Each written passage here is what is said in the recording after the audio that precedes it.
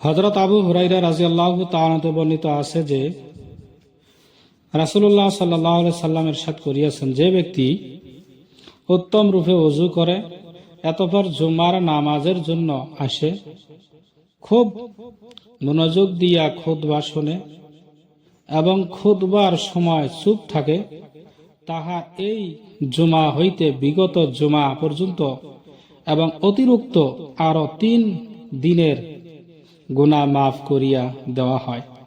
যে ব্যক্তি পাথরের কঙ্কারে হাত লাগাইয়াছে, অর্থাৎ খুতবার সময় উহা দ্বারা খেলিতে রহিয়াছে অথবা হাত চাঠাই বা কাফর ইত্যাদি লইয়া খেলা করিতে রহিয়াছে, সে অনার্থক কাজ করিয়াছে এবং উহার কারণে জুমার খাস সওয়াব নষ্ট করিয়া দিয়াছে। মুসলিম।